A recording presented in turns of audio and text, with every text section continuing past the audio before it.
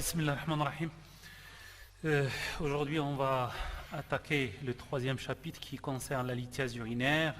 C'est un chapitre qui est assez long et on va commencer par les objectifs, connaître la physiopathologie de la lithiase urinaire, connaître les différents types de la lithiase et connaître la symptomatologie clinique, connaître les différentes options thérapeutiques de la lithiase.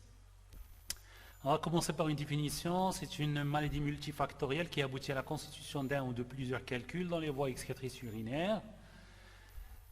Et l'épidémiologie, ça se voit dans 2 à 3% de la population entre 30 et 60 ans. Et vous savez qu'on a plus de lithiase dans les pays qui sont estivales, les pays chauds, à cause bien sûr de la déshydratation et de la mauvaise réhydratation des patients. Il y a des facteurs socio-professionnels. Les professions sédentaires ont plus tendance à faire des calculs et bien sûr le niveau socio-économique élevé amènera avec lui une alimentation d'abondance en protéines, ce qui favorise bien sûr en sel, en sucre également, ce qui favorise la formation de calculs. La prévalence de la lithiase est de 10% de la population et environ 101 000 épisodes de lithiasique par an ont été enregistrés dans les services d'urologie. La récidive des calculs se voit dans 55% des cas et les formes sévères de la lithiase, c'est à peu près 200 000 patients en France avec parfois des insuffisances rénales terminales d'origine lithiasique chez 2% des patients qui vont être dialysés chaque année. Les compositions la plus fréquentes, c'est l'oxalate de calcium, mais on a 75 espèces moléculaires différentes, 90 formes cristallines et des calculs mixtes dans 93% des cas. Et on a plus de 100 pathologies et facteurs de risque lithogènes, c'est dire la fréquence et l'énorme proportion de pathologies qui peuvent entraîner une lithiase urinaire, ce qui veut dire que l'exploration étiologique ne sera pas facile. La classification classe la lithiase en quatre cas les plus fréquents. C'est la lithiase calcique. Dans 80% des cas, elle peut être monohydratée, c'est l'oxalate de calcium, ou dihydratée, c'est le phosphate de calcium, pur ou associé à du phosphate de magnésium. Les lithiases uriques, c'est 10 à 15% des cas. Les lithiases cystiniques et les lithiases xanthiques. Une espèce chimique possède plusieurs formes cristallines liées à des causes biochimiques et des pathologies différentes. Voilà un exemple donc de type 1A de calcul qu'on appelle les calculs Wewelites, qui sont des oxalates de calcium monohydratés et qui sont des oxalodépendants, tels que l'étiologie la plus fréquente est l'hyperoxalurie, ce qui reviendra à dire qu'il faudra à un certain moment dans le bilan étiologique doser les oxalates dans les urines, et on va voir ça plus loin. Il y a également l'oxalate de calcium qui est le type 2, qui sont l'importance de l'espèce cristalline, qui sont des wedélites. C'est les oxalates de calcium dihydratés. Les premiers, c'est des monohydratés et les deuxièmes, c'est des dihydratés qu'on appelle les C2 et qui sont essentiellement calcium dépendants. On aura dans 86% des cas des hypercalciuries dans le bilan du patient. Le type 1C, on peut avoir également le type 1C, qui sont également des wewelites, c'est des oxalates de calcium monohydratés, en rapport avec une hyperoxalurie primaire. On peut avoir également les types 2B, qui sont des wedélites et qui sont associés à une hypercalciurie avec une hyperoxalurie et une hypocitraturie, qui est un inhibiteur de la formation de lithiase. Alors la physiopathologie, ou ce qu'on appelle la lithogénèse, c'est un ensemble d'événements physico-chimiques et l'association à un terrain favorisant. Les calculs se forment et se développent quand une quantité trop importante de sels minéraux, normalement présente à l'état soluble dans les urines, cristallise. C'est-à-dire que si vous mettez trop de sucre dans un petit verre de thé, vous aurez essayer de dissoudre ce sucre, il ne va pas être dissous, sauf si vous ajoutez encore du liquide. Et donc, c'est ce qu'on appelle la surcharge de la solution en sels minéraux. Quand vous avez peu d'urine et beaucoup de sels minéraux, ces sels minéraux vont cristalliser, vont donner la formation, vont être la cause de la formation de calculs. Les différentes parties, enfin les différentes phases par lesquelles passe cette lithogénèse, c'est la nucléation, c'est les petits cristaux microscopiques qui vont s'agglomérer, puis ces cristaux vont s'accroître, puis il y aura une agrégation entre les différents cristaux, et finalement on aura ce qu'on appelle la rétention au niveau de la plaque de Randall qu'on va voir plus loin. Alors la plaque de Randall a été décrite par Alexander Randall, qui est un neurologue américain, qui a identifié des plaques de phosphate de calcium présentes à la pointe des papilles rénales comme étant à l'origine des calculs rénaux. Ces plaques qui portent désormais son nom, ils naissent dans l'interstitium des papilles rénales, se développent en rompant l'urothéléum, puis une fois au contact de l'urine, permettent la nucléation hétérogène des cristaux d'oxalate de calcium monohydraté, donnant des calculs de type 1A wéwélite et la croissance de calculs oxalocalciques. La morphologie des plaques semble indiquer que tous les calculs papillaires ne relèvent pas du même mécanisme. La formation transépithéliale ou intratubulaire est un environnement biochimique différent. Processus pathologiques divers, rôle de l'hypercalciurie, des traitements par les vitamines T, de la néphrotoxicité des ions oxalates et de l'infection urinaire. Tout ça sont des facteurs qui favorisent la formation de calculs et rentrent dans le mécanisme de formation de la lithiase urinaire qui est appelée la lithogénèse. Voilà donc la plaque de Randall, une image de la plaque de Randall où se forme au niveau de la papille rénale dans l'interstitium. Elle va donc créer des calculs qui vont être expulsés à l'intérieur de la voie excrétrice et au contact des urines vont entraîner l'agrégation et la formation de calculs. Alors la physiopathologie formation des calculs. On a le premier cas de figure, c'est la concentration élevée en cristalloïdes. C'est ce qu'on appelle la sursaturation. Rappelez-vous l'exemple du trop de sucre dans le petit verre de thé. La sursaturation en sucre va entraîner une stagnation du sucre dans le verre. Alors cette sursaturation peut être due par diurèse insuffisante, le malade ne boit pas trop, et elle peut être due par l'excrétion accrue de sels minéraux, ce qu'on appelle les cristalloïdes, parce qu'on a eu un apport exogène excessif ou parce que une élimination rénale excessive ou par une production endogène excessive de calcium, par exemple chez les patients qui sont alités ou chez les gens qui sont sédentaires. Il y aura une mobilisation du calcium osseux qui va être excrété dans les urines et produira des calculs. L'excès de concentration en calcium et en oxalate, ce qu'on appelle l'hypercalciurie absorptive, c'est ça la physiopathologie des calculs calciques. L'hypercalciurie idiopathique dans 50% des cas, et elle est due à un apport alimentaire de calcium, protéines animales, acidose métabolique, mobilisation du calcium osseux, diminution du pH urinaire, hypocitraturie. On peut avoir une hyperoxalurie favorisée par un apport trop faible de calcium, l'hyperuricurie ou l'hyperuricosurie, facteur favorisant de la cristallisation oxalocalcique, et l'hypocitraturie également est un facteur de formation de calcul puisque le citrate se lie au calcium en compétition avec l'oxalate ou le phosphate. L'hypercalciurie. L'hypercalcémie, avec hypercalcémie, c'est l'excrétion supérieure à 300 mg, on aura une augmentation de l'absorption intestinale du calcium, une augmentation de la résorption osseuse à cause de l'hyperparathyroïdie, d'un syndrome néoplasique, l'immobilisation prolongée également. L'hypercalciurie sans hypercalcémie, je m'excuse des diapos parce que la version de PowerPoint de l'ordinateur sur lequel je travaille n'est pas compatible avec mes diapos, donc il y aura des erreurs d'affichage, mais je m'en excuse. Cette hypercalciurie dite idiopathique est la plus fréquente des hypercalciuries.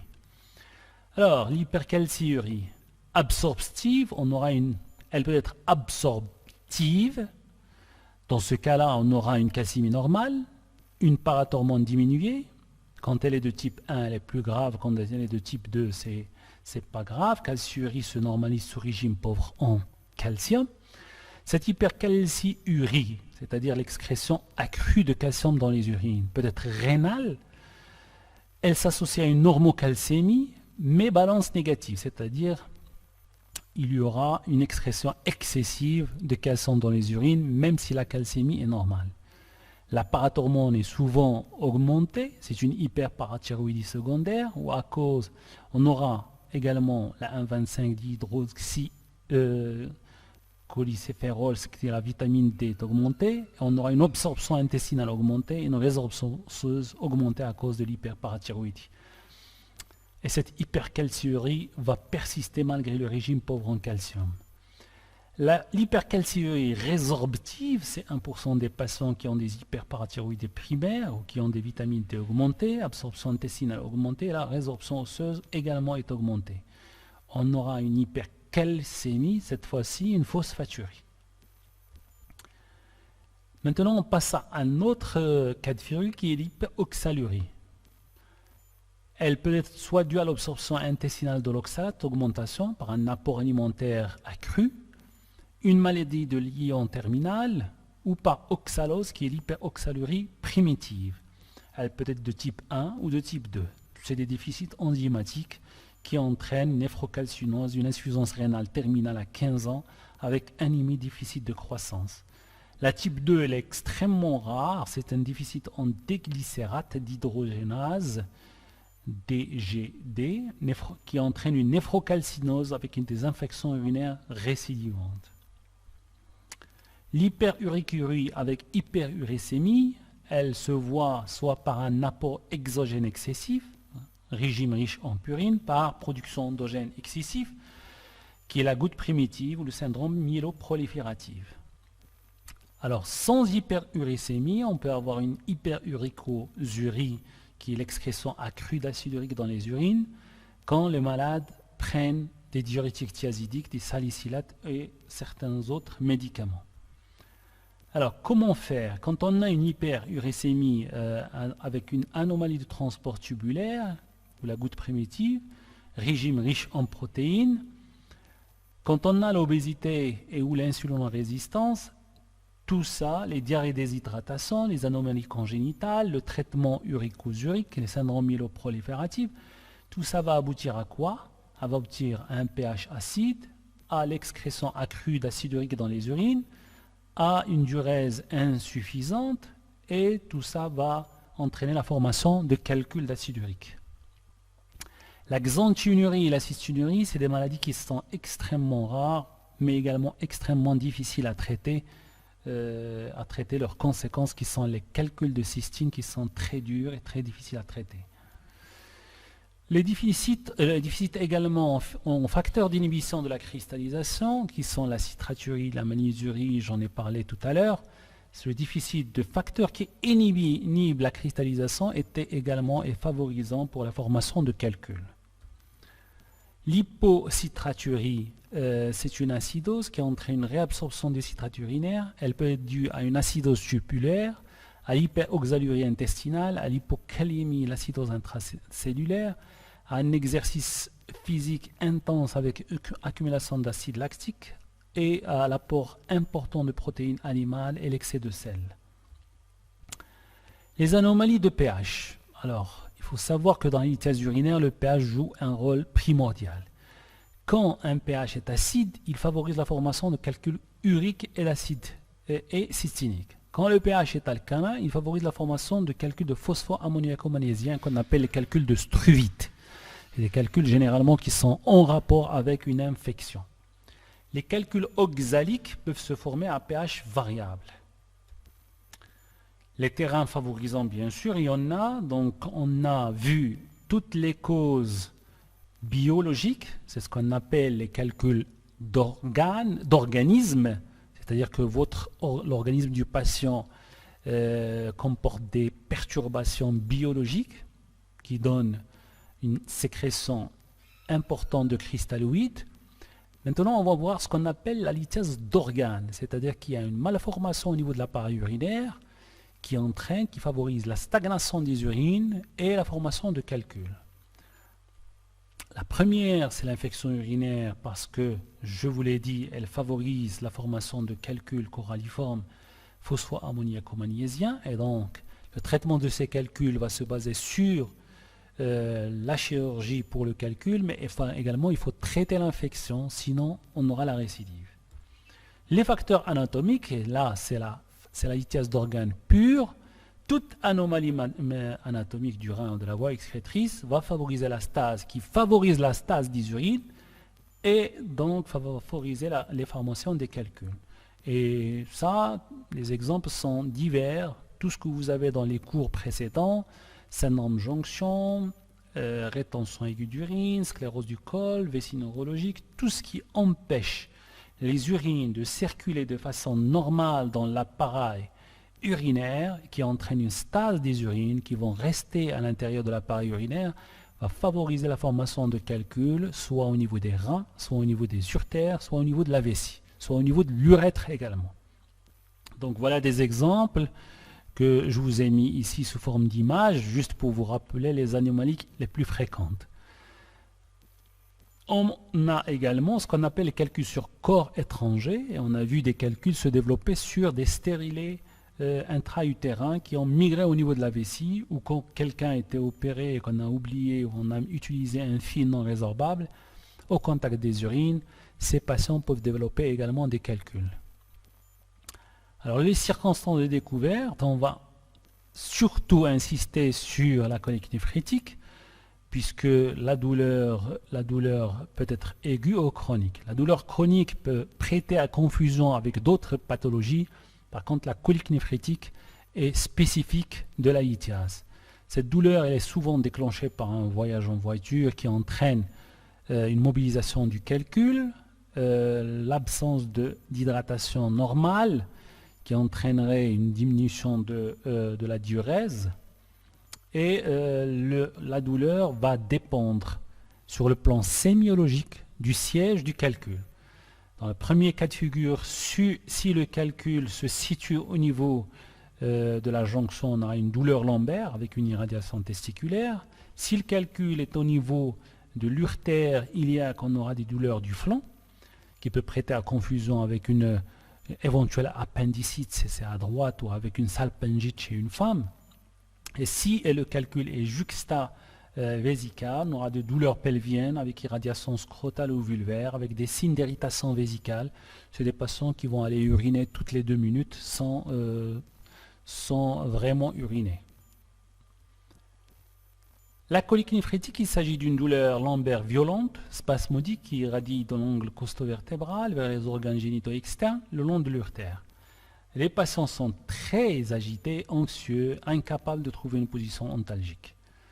Cette douleur elle est due bien sûr à l'obstacle lithiasique qui va entraîner une augmentation de la pression intrapiélique, laquelle pression va entraîner une distension de la capsule rénale, et c'est cette distension de la capsule rénale qui entraîne la douleur, et cette distension en même temps de la pyélocalicielle va entraîner l'augmentation de la synthèse de la prostaglandine qui va améliorer pour le rein, reçoit l'ordre d'augmenter la filtration glomérulaire, et cette augmentation de la filtration glomérulaire va entraîner bien sûr l'augmentation de la dilatation pyélique et de la douleur. Donc dès maintenant, sachez que le principal target ou but du traitement de la colique néphrétique, c'est d'arrêter la synthèse des prostaglandines. C'est pour cela qu'on donne des anti-inflammatoires. Et non pas n'importe quel anti-inflammatoire, les anti-inflammatoires qui ont l'AMM pour la colique néphrétique. La douleur est parfois trompeuse, donc elle peut simuler n'importe quelle douleur, elle peut être associée à des nausées, vomissements, à une dysurie, une pollacurie. Elle peut être également trompeuse par sans siège. Il faut faire très attention quand vous examinez les patients.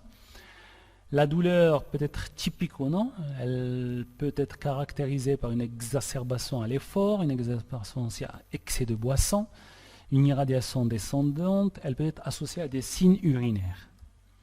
L'hématurie est souvent microscopique. La recherche d'une hématurie à la bandelette est un élément d'orientation devant une douleur abdominopelvienne atypique sans fièvre. L'infection urinaire et la lithiase sont souvent associées. L'infection peut se révéler par une bactériurie, une cystite récividente, une pyélonéphrite, mais ça on l'a vu dans le chapitre infection. Et la lithiase peut être asymptomatique bien sûr, et les patients viendront consulter avec des gros calculs qu'on appelle les calculs coralliformes, qui peuvent être indolores pendant des années.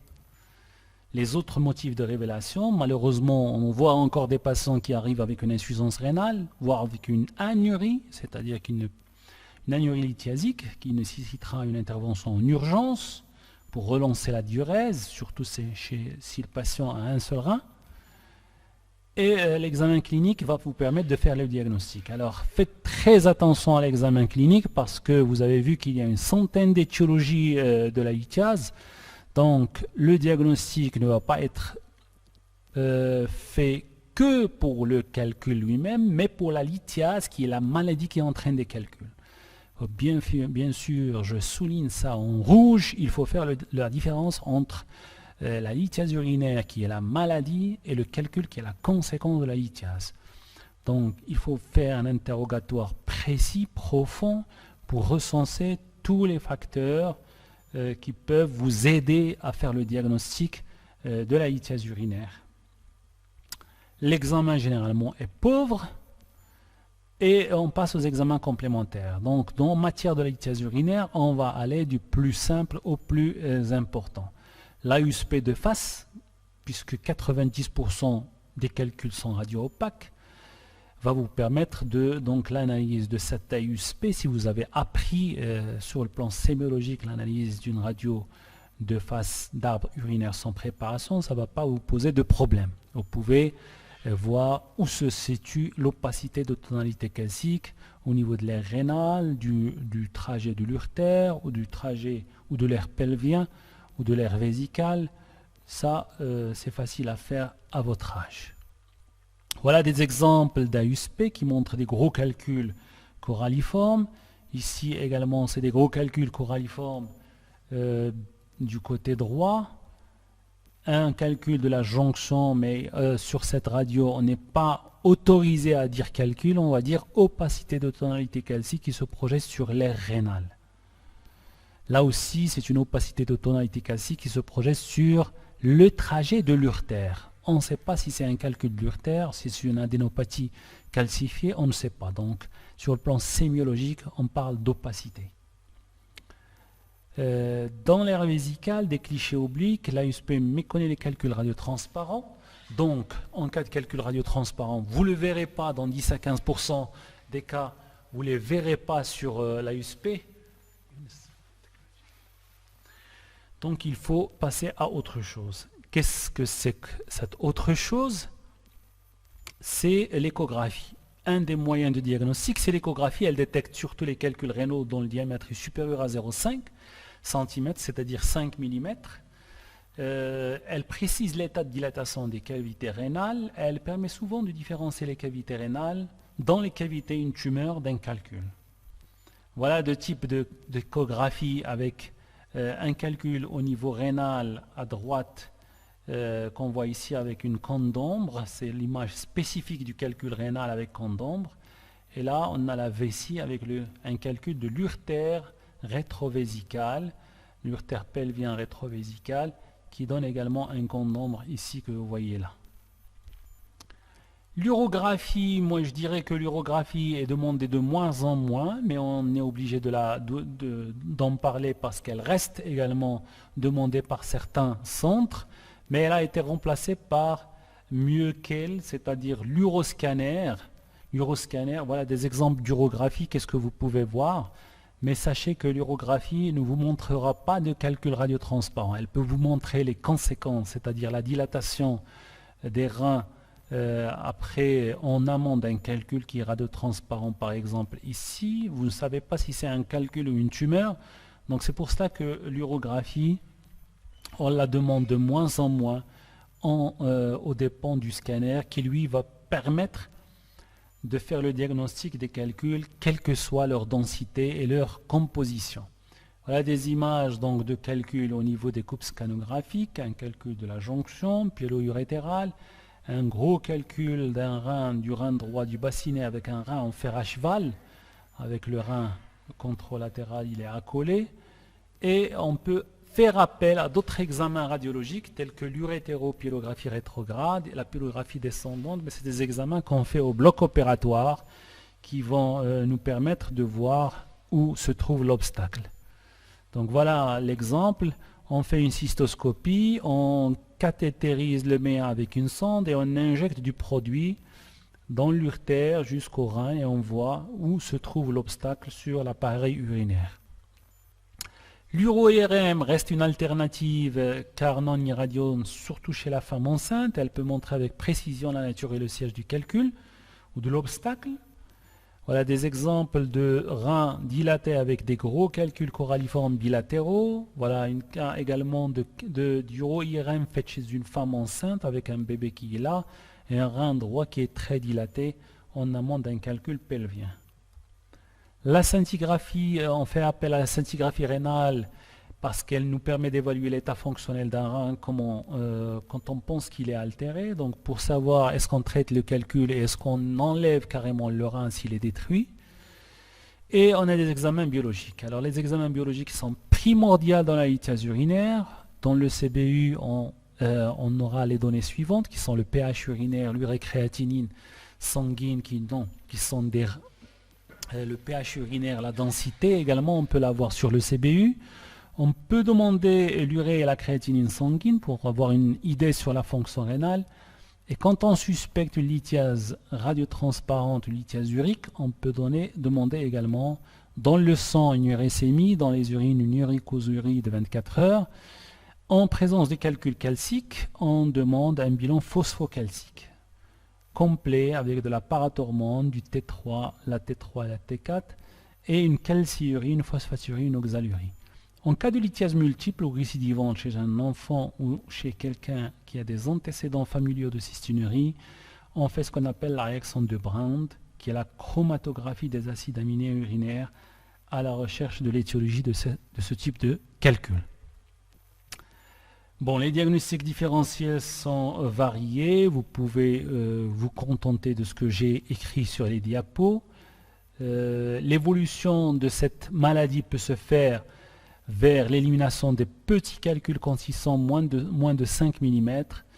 Par contre, ces calculs peuvent rester en place et être bien tolérés sans douleur, mais grossir progressivement, comme pour les cas des calculs coralliformes.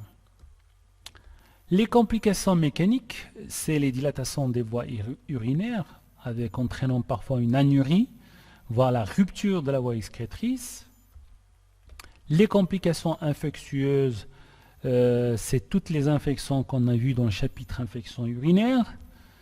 La récidive, elle est due à la persistance d'une maladie métabolique qu'on n'a pas traitée, parce qu'on n'a traité que le calcul, on n'a pas traité la lithiase urinaire qui est encore la maladie qu'il faut traiter, qu'on n'a pas bien fait un bilan étiologique de cette lithiase, et donc on n'a traité que le calcul, le malade va récidiver. Vous avez vu sur les premières diapos d'introduction que la récidive existe chez plus de la moitié des patients. Parce qu'il y a une persistance de malformations urologiques, donc quand on traite le calcul, on traite également la malformation, c'est ce qu'on appelle la lithiase d'organes. Et parce que, comme je vous ai dit, dans le traitement des calculs phosphomaniaco-ammoniaco-magnésiens, qui sont les calculs de struvite, il faut traiter également l'infection, sinon il y aura une récidive. Les lésions rénales deviennent irréversibles après 3 semaines d'obstruction complète. Donc, il faut traiter en urgence les rétentions rénales à cause de calculs. Et bien sûr, la destruction du parenchyme rénal et l'insuffisance rénale vont s'installer après un certain temps. Les formes cliniques, vous pouvez également, il n'y en a pas beaucoup, chez la femme enceinte, la lithiase de vessie, la lithiase urétrale. Vous pouvez vous contenter du contenu des diapos. Et on arrive au chapitre traitement. Alors le chapitre traitement, moi je voudrais insister sur le traitement médical. Le traitement médical, vous aurez bien sûr des questions sur le traitement médical. Par contre, le traitement chirurgical, je ne poserai pas de questions directes sur le traitement, mais on peut, sur certains QCM, demander la différence entre une technique et une autre de façon très simple. Mais par contre, le traitement médical, j'insiste, il faut le connaître. Donc, il fait appel aux anti-inflammatoires, aux antalgiques et aux antispasmodiques, pas d'antibiotiques, sauf si vous avez la preuve d'une infection. Si on a une crise hyperalgique, si l'anurie, s'il y a une fièvre à 38, il faut obligatoirement hospitaliser le patient et le traiter au niveau hospitalier. Voilà un organigramme du traitement de la colique néphrétique. J'ai essayé de vous résumer les cas de figure, tous les cas de figure qui peuvent exister. Que faire en extra-hospitalier, que faire aux urgences, que faire dans un contexte particulier de femme enceinte ou d'insuffisance rénale ou d'hydronéphrose, que faire en cas de colique néphrétique grave, colique néphrétique fébrile, colique néphrétique avec anurie ou colique néphrétique résistante au traitement antalgique. Tous ces cas de figure, vous les avez sur cette diapo qui sont résumés sur la conduite à tenir. Les règles générales du traitement en dehors de la colique néphrétique sont simples. Les boissons abondantes, ne demandez pas aux patients de ne pas boire, il faut qu'ils boivent.